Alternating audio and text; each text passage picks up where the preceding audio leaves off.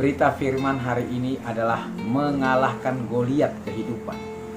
Goliat merupakan seorang pendekar dari tentara Filistin dan memiliki postur yang tinggi besar, dan dia adalah seorang raksasa.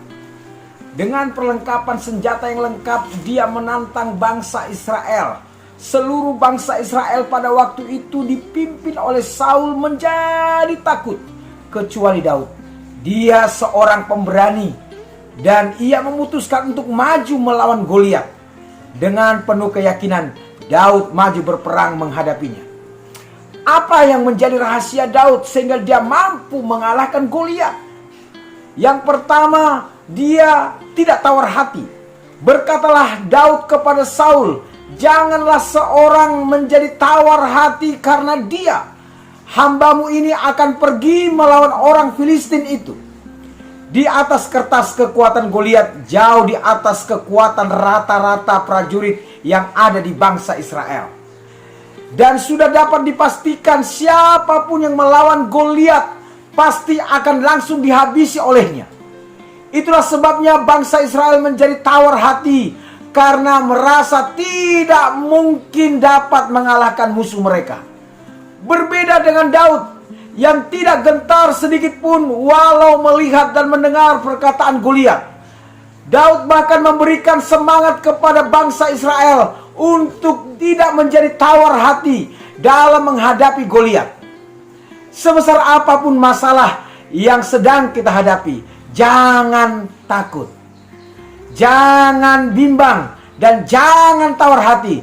Kita harus kuat dan tegar dalam menghadapi persoalan apapun. Yang kedua, saudara terkasih, Daud punya pengalaman hidup.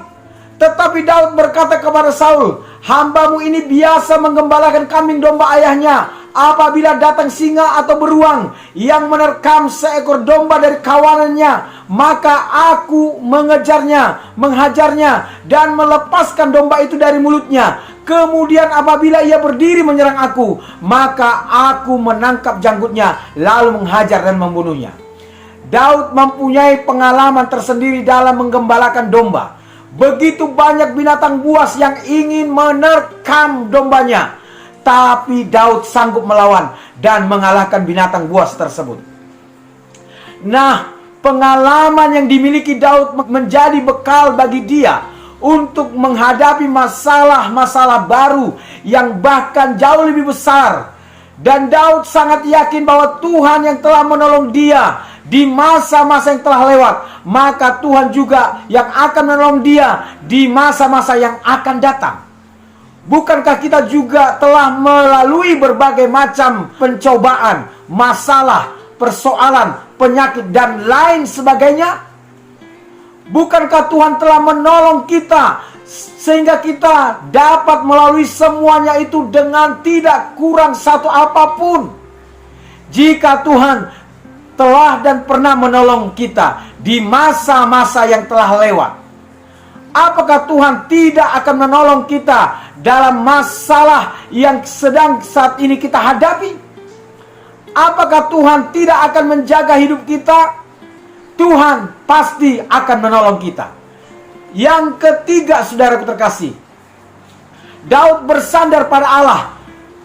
Tetapi Daud berkata kepada orang Filistin itu, "Engkau mendatangi aku dengan pedang dan tombak dan lembing, tetapi aku mendatangi engkau dengan nama Tuhan semesta alam, Allah segala barisan Israel yang kau tantang itu."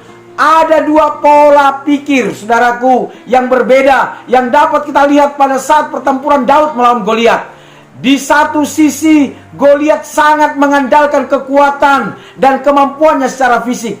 Di sisi lain, saudaraku terkasih, Daud melihat bahwa kekuatan, kemampuan, dan peralatan tempur bukanlah segalanya.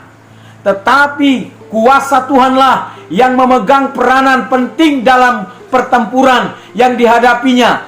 Daud benar-benar mengandalkan Tuhan dalam pertempurannya. Daud benar-benar berharap kepada kuasa Tuhan untuk bekerja di dalam dirinya. Daud bersandar kepada kekuatan Tuhan dalam pertempurannya. Dalam menghadapi persoalan atau masalah, Tuhan menghendaki kita untuk bersandar sepenuhnya kepada Dia. kepintaran, atau kepandaian memang membantu dalam kita mengambil keputusan. Tetapi ada saatnya kita harus meletakkan kekuatan kita dan benar-benar bersandar kepada kuasa Tuhan. Dengan bersandar sepenuhnya kepada Tuhan, maka Tuhan akan bertempur bagi kita, dan Dia akan berperang bagi kita, dan memberikan kita kemenangan demi kemenangan. Demikianlah firman Tuhan saat ini. Tuhan Yesus memberkati.